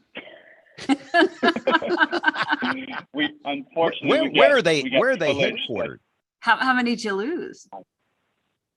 We lost quite a few. We lost some very smart weather producers and producers. We didn't lose any on-air talent, but we lost a lot of behind-the-scenes folks that are really quality people. So I wish them the best, but we're jealous that they're working for another network. But they're headquartered in New York. Right. And let me just say this. I probably shouldn't say this, but we live in this polarized society, and I hear this all the time. I'm not watching Fox. They're a bunch of right-wing wackos. And they say the same thing about CNN. I'm not watching them. They're a bunch of left-wing wackos. These weather people don't have anything to do with that. I mean, goodness gracious, can you drop it? For just a day. And it's just like, me, I'll post a picture of a sunset and they're fighting about Trump and vaccines and masks. Guys, this is a sunset picture. Please. I mean, most weather people have no interest in this stuff. We're just doing weather. Okay. So if we were in the news business, it's different. So anyway, but Mike and Allison, so plug away. This is your chance. You've been gracious with your time. Anything you want to plug away. This is it. Go Team USA curling. Plug curling. Oh my gosh. Yeah. You guys have to send us some curling video. No, it's awesome. But thanks to both of you. We're going to do like a group outing, and everyone's going to come and learn to curl with us. It's going to be fun. Uh-oh. I want to be the sweeper guy. Sounds like this should be the so hands-on experience. Mike, did you see the enthusiasm there? Wow, I did that part where you talked about the beer at the end, but did we have to do that other part before, that curling thing? Yeah. Now I want to go to the broom stacking deal, whatever that is. That sounds most interesting to me. But anyway, Allison and Mike, thank y'all so much for joining us. I know you got to get back to your family and your kid and everything, but thank y'all for what you do. Thanks for being on the show. Y'all were great. Have a great night. Thanks, guys. Thank you, guys. Yeah, great thanks for having us. Okay, and before we go to Tony Rice, do we need to go to Neil here, Kim? Lay it on us, Kim. Do we have Do I need to play the breaking news thing here? You do. Yep. Breaking news. Well, all right. We'll just stand by. Let's roll the CBS. We interrupt this program for a CBS Radio Net Alert Bulletin. Go. All right, I'm calling you to the floor. Yeah, it's not going to be about all my rants about social media over the last couple of weeks.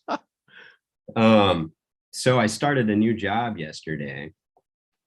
I'm going to be the chief scientist directing the unified forecast system. So NOAA is basically combining the HER, the RAP, and in what they're calling the unified forecast system for medium range, short range, and sub-seasonal to seasonal. And there's a community component of that managed through UCAR that I'm going to be overseeing the research and development for all the universities. That'll eventually feed back into the operational systems at INSEP. So it's kind of a dream job for me, but the biggest plus is that I'll be able to work from anywhere. So I'll be back at home, spend more time with the family. Congratulations. What informal title might we call you by? Oh. Be careful, Neil. Yeah, I know. So the UCAR Model Advisory Committee actually in 2018 put out a report saying that they wanted me to take this position, and the title should be NWP czar. I like it. But I'm going to settle for chief scientist. No, NWP czar is great, and that's our show title for this week. That's the greatest show title ever. NWP czar. And for those that don't know, Neil is just a brilliant person when it comes to modeling and numerical weather prediction in the future, and he's a visionary. And I love the fact that you're in this position, because at some point it's going to filter down to those of us practitioners that use this data, and we communicate with Joe on the street out here, and we're going to use your, modeling. So I'm excited. This is great news. When do you start? Yesterday. So the czar is in business. This is great. But we need to do a whole show on this. I mean, we need to do a homegrown show, and we're just going to put Neil in the hot seat. We're going to, because I've got about 1 million questions here. So that is outstanding. But we do have to take a break here. We're going to play Tony Rice and his astronomy report. We've got Jen in This Week in Tornado History, and we're going to come back and talk with Bruce Jones. We've got the email inbox. We've got picks of the week and much more as WeatherBrains rolls along. Looking beyond the atmosphere, here's Tony Rice with your astronomy outlook. The James Webb Space Telescope has seen its first star, 18 times in fact. The target is HD 84406, a star much like our own that is part of the constellation Ursa Major, the Great Bear. It's near the bowl of the Big Dipper. Now, it's too dim to make out with the naked eye. You should be able to see it with a decent set of binoculars or a small telescope. Images were captured by the near-infrared cameras. The team begins the process of aligning the telescope. This is the first in many steps in fine-tuning. To get the 18 mirror segments to work together as a single mirror, each must be matched within a fraction of a wavelength of light, about 90 nanometers. To put this in some perspective, if you scaled up each one of those hexagonal mirror segments to about the size of Texas, you'd be aligning it within 1.5 inches. The Webb telescope also continues to cool down, shedding all that heat that was stored up during the construction and testing on Earth. The near-infrared camera reached 360 degrees below zero Fahrenheit, while the mid-infrared camera is down to negative 228. The spectrometer is down to negative 351.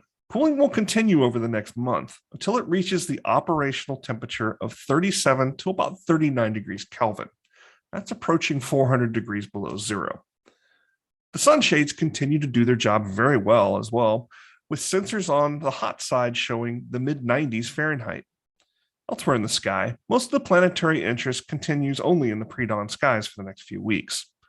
Venus and Mars remain within a few degrees of each other in the southeast before sunrise. Also look for Mercury down and to the left. It's at its highest above the horizon this week, making it easier to see. Look to the right and you'll find the constellation Sagittarius. Look for a teapot-shaped asterism or pattern within the larger constellation. That's your astronomy outlook. Follow me at RTP Hokie for more spacey stuff like This week in tornado history, 2 tornadoes were confirmed on February 18th, 1992. Both were in the state of Ohio. They were on the opposite ends of the spectrum. One was rated F0 in Allen County, the other F4 in Van Wert County. This tornado developed a half-mile north of the Van Wert-Mercer County line, or just about a half-mile west of U.S. Highway 127. It traveled a short distance of 2.8 miles.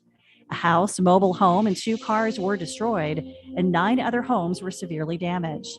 The tornado drove several pieces of debris into trees. There were 6 injuries and no fatalities.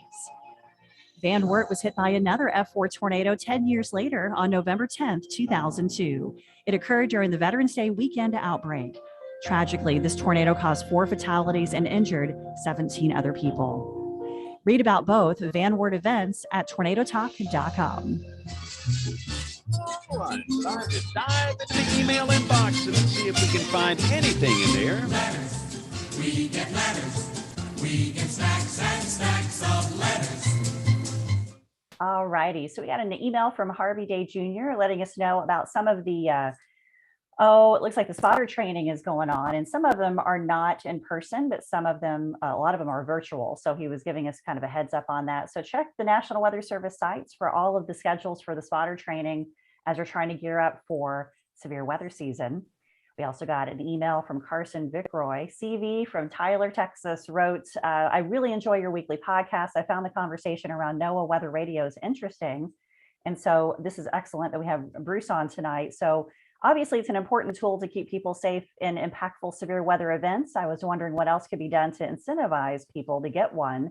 Educating the public through community and virtual events is great, but there are still too many people living in vulnerable areas that don't have one.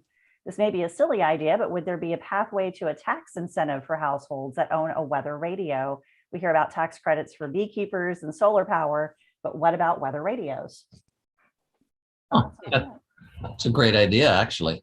I've often thought that the insurance industry, homeowners insurance, life insurance, if you take out an insurance policy on your home or on your own life, that they ought to give you a NOAA weather radio because it's to their advantage because, you know, hopefully you don't get hail damage on your automobile when you know there's hail coming. You bring it into the garage and hopefully you get down to the basement or into a shelter, you know, if there's a tornado coming. So I've often thought that the insurance industry, as soon as you sign up for a policy, should just hand you a NOAA weather radio. I think that's a great idea. Yeah. We had Clint Mann write, in case y'all missed it, here's a feel-good story about a Norman, Oklahoma Met reaching out to the deaf and hard of hearing community through ASL. Clint, you'll be happy to know that Michaela Smith will be on our show on the 21st. So on Monday, she's going to be one of our guest panelists. I had the privilege of speaking with her this week. She's great. And I'm very excited for her to tell her story. And she is a go-getter and she's a senior at Oklahoma. So we are very excited to have her on. So check out that show. James Lewis also wrote, the first part of his email is a note to Troy Kimmel's newsletter article. So Troy, talk a little bit about your article that you wrote last week. Yeah, that actually is my pick of the week this week is the newsletter page on the website because Jim had dropped us a note and I'd written a little bit about what over the last year, things that you needed to be proactive with that probably I was not so proactive with before the storm last year. And I appreciate Jim's remarks about insurance stuff and to make sure you had yourself covered, not so much with proof of insurance, but what's in your insurance. And I would dare say a lot of us, probably of those people listening and watching tonight, do you know what really is covered? I got to give a big plug to Texas Farm Bureau, who's my insurance company, because I had really no idea. But they really took care of me this year. But I think Jim's point is well taken. And, you know, to know what your insurance, I guarantee you the 2 weeks after something happens, whether it's a tornado or Kim, a hailstorm or James, a tornado, 2 weeks after that happens, not the time to find out that something's not covered. And I think that's what Jim said. And I think that was a great response, Jen. And I appreciate hearing from Jim on that. Yeah, he's great. He also had a couple of guest show suggestions that we will make sure Bill sees so we can try to get these folks on here. But he mentioned Chris Lancy or Sandy Delgado about the recently released 1966 to 1970 hurricane reanalysis. I think that would be fascinating to learn about. And then also Jim Carrier, who's the author of The Ship and the Storm about Hurricane Mitch. So some great suggestions there. So when Bill gets done, you know, having beer night or whatever he's doing, we'll make sure that he gets on those show guests for us. And then Nate Larson always sends us some great stuff out of Eastern Minnesota, Western North Dakota. He sent us a sundog picture. And so folks, we love seeing stuff like that. So please shoot us an email with your pictures, your show guest suggestions, you know, letting us know what questions you have about past shows. Email at weatherbrains.com and then sign up for our newsletter so you can read awesome stuff like what Troy wrote. And we've got great history in there, some astronomy stuff, and all about the shows coming up. So we'll make sure you can sign up for that. There's a link on our websites on how to sign up for the newsletter. And once again, we have cats. We have cats in the shop. We've had dogs. We've had cats. So let me bring in Bruce Jones with Midland Radio and want to talk about weather radio. And thanks to Bruce and their support of the show. And Bruce, I was just stunned. So I go to a gym 3 days a week. I don't look like it, but to survive, I've got to stay somewhat in shape. And I've been going to this gym for 6 years, right across the street from the TV station. And I got in there and they said, you know, we can't hear a siren. Who do we call about that? I said, you guys don't have a weather radio in this place? Are you kidding me? And so this is why we have to keep pounding away at this concept, because these people have been here for a long time in the middle of Southern Tornado Alley, and they don't have one. They have one now with the promo code we'll talk about in a minute. But it's amazing to me how many people have not taken advantage of this remarkably reliable service that doesn't depend on a cellular network that covers these tornado regions like the do. So again, Bruce, let's talk about weather radio and the importance of this. This is a big deal.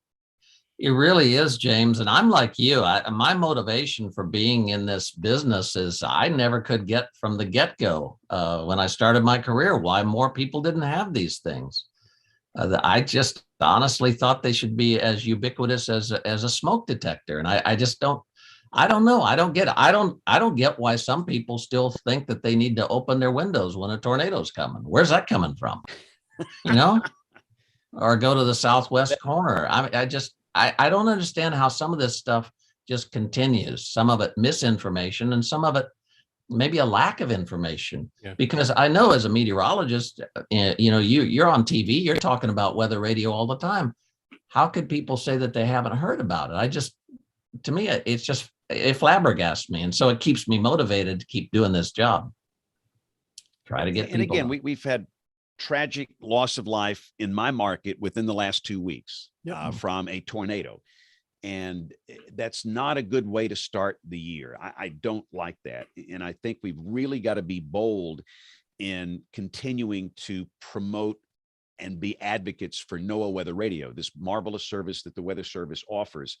And we're going to have a new Weather Service director. And I'm very optimistic that the new director, like Louis, will want to advance weather radio and make improvements on the technology side and the user interface, whatever. I just think good things are going to happen. It's not going away. So my encouragement to you is we now are kind of staring at getting into these peak months in the spring and summer of tornado activity. Make that investment. Goodness gracious. It is literally like having a smoke alarm for a tornado in your house. You will never ever hear an outdoor warning siren. There's a raging storm at 3 o'clock in the morning when you and your spouse and your children are sleeping. You have no hope. And there's so many people, Bruce, in this country, and that's it. That's all they think. And I don't understand this mentality, but you've got to move past that. And phones are great. They serve a purpose, but the baseline, it's a NOAA weather radio. And there are multiple options too. There's not just one. Everybody knows about the little white one, the WR120, but you've got some other great options too. Yeah. And, if you're a WeatherBrains listener or viewer on the podcast, that's what the one thing I would ask you is take that message, what you just heard James say, and repeat that yourself to people, to anybody who will listen to you. I mean, people love to talk about the weather and they love to talk about severe weather, and everybody's fascinated by tornadoes. And I think that gives you a good opportunity. It opens the door for you to mention something about NOAA Weather Radio, because it is America's official federal warning system. It's what kicks off EAS. It's what kicks off WEA. It's what kicks off everything else that people get warnings from. But most importantly, it's first in the chain. So we have a special for you. If you listen to WeatherBrains, if you go to midlandusa.com, and use the promo code SPANN25, that's SPAN25, SPANN25, you'll get 25% off all the weather products and accessories. So we're trying to make it easier for you to spread the word, for you to get a weather radio, maybe to give one as a guest. We've got Mother's Day coming up. There's Father's Day coming up. We got a lot of little holidays and anniversaries coming up. So think of using this promo code SPAN25 as an opportunity to get weather radios out there for the people that you love, because they certainly do save lives. And we should mention too, Bruce, that if your order is over $100, no shipping, right? No shipping. No shipping. So, That's right. so Yeah, we've got a lot of nice offers like that. We work with emergency managers. Gosh, well, they'll order thousands of these things at a time. I just got through, James, you'll love this. I just got through programming 17,800 radios for Los Angeles County Emergency Management. Love it. Whoa. 17,800, my friend. This How long man did that is take? a robot. It was 5 weeks, but we have a gizmo that allows us to program 5 at a time. And there were 2 of us doing that. So we were doing them 10 at a time, but it still took us 5 weeks. Wow. Yeah. That's amazing. Wow. That's amazing. I got to tell you, Bruce, I also like, the promo code you came up with. It's SPAN25. James Spann, who we all know, and his age, 25. I just thought that's perfect. Yeah, like 65 years ago. Yeah, exactly. But again, please, like Bruce says, and if you're listening to the show, watching the show, this is a good chance you're a hardcore weather dweeb, and you probably have one, but you need to be an advocate for us and share this with your neighbors and your relatives that don't have one of these things. And if they say, well, my cell phone always works. No, it doesn't. It doesn't. That's one of the first things that can go out is cell service, especially in rural areas. And I can't tell you how critical that is. And we are here. I'm here to mitigate loss of life when tornadoes are flying. That's the reason I was born. And this is a very important part of this process that we need to just spread the word. So again, Bruce, thank you for that word. And thanks for sharing the benefits of NOAA Weather Radio. All right, let's do picks of the week. We have to go right to our NWP czar right away. I mean, we've got to lead off with the czar.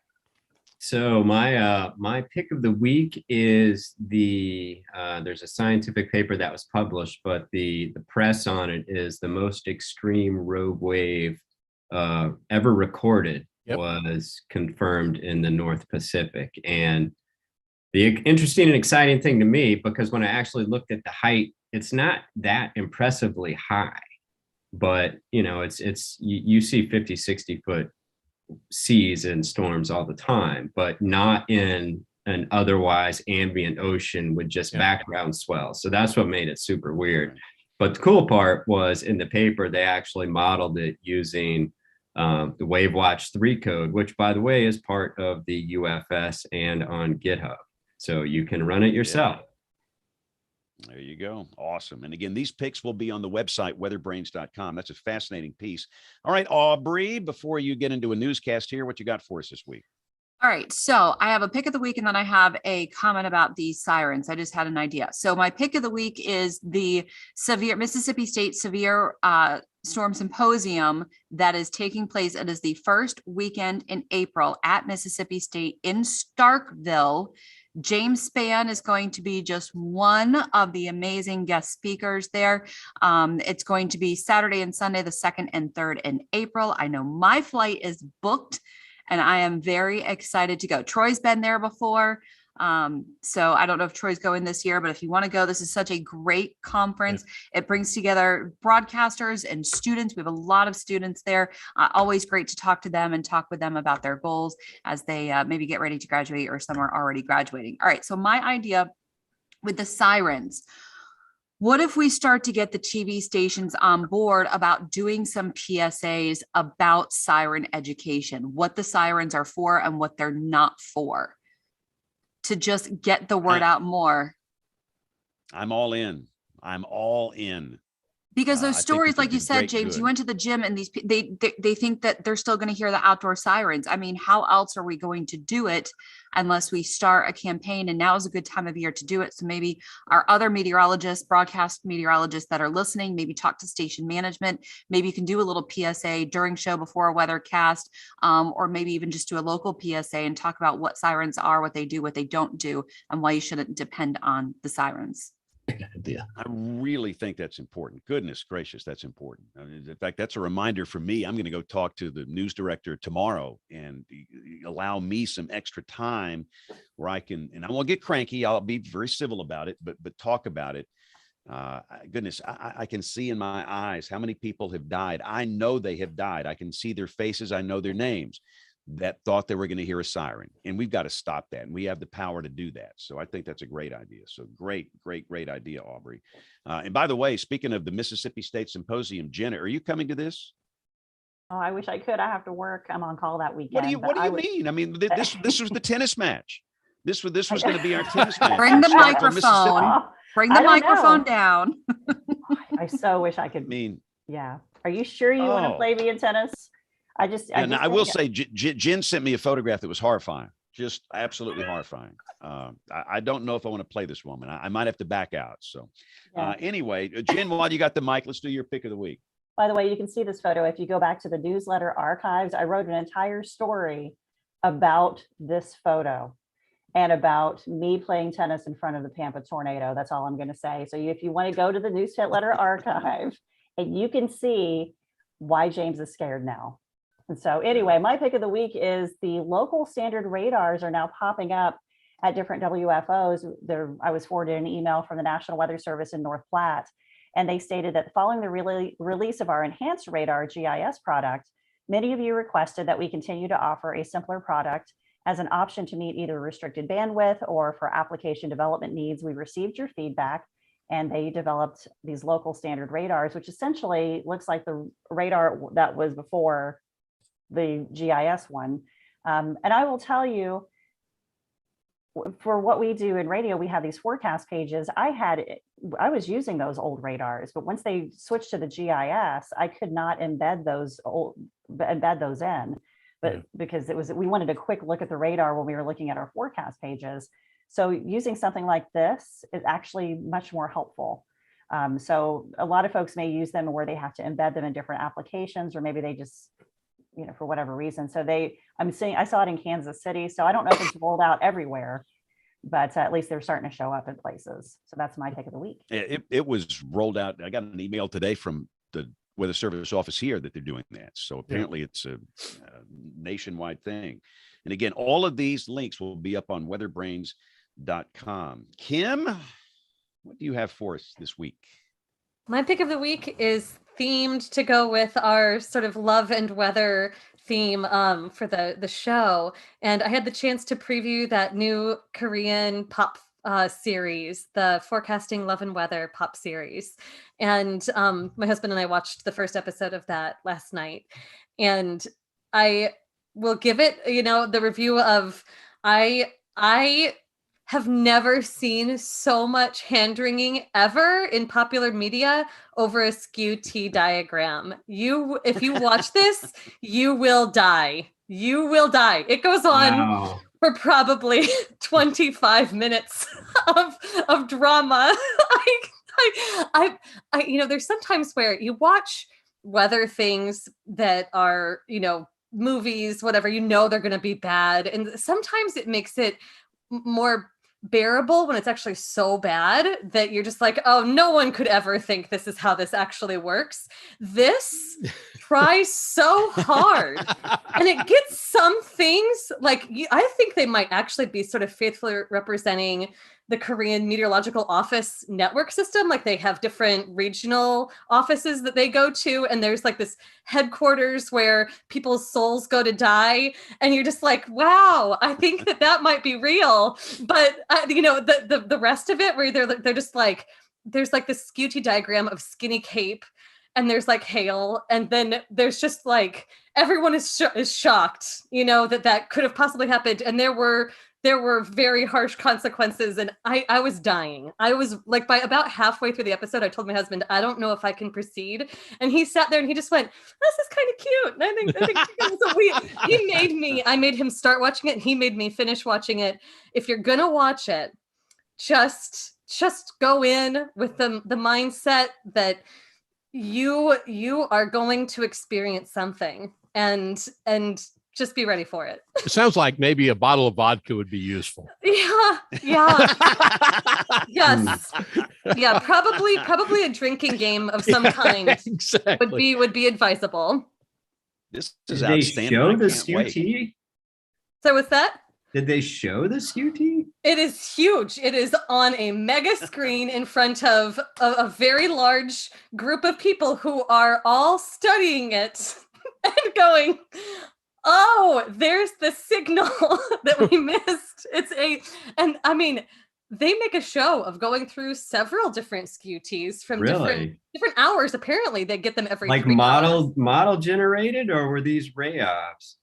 They claim, well, that's a good question. They really don't specify because they have them every 3 hours. And I said, wow, that's frequent. But so I guess it might have been model output, but they go among different sites too. They go across you should pull out a map if you're going to watch this. There's a lot of South Korean geography that is very important to the meteorological setup that they're going through. I mean, they take pains, but they also the pains they take caused me pain.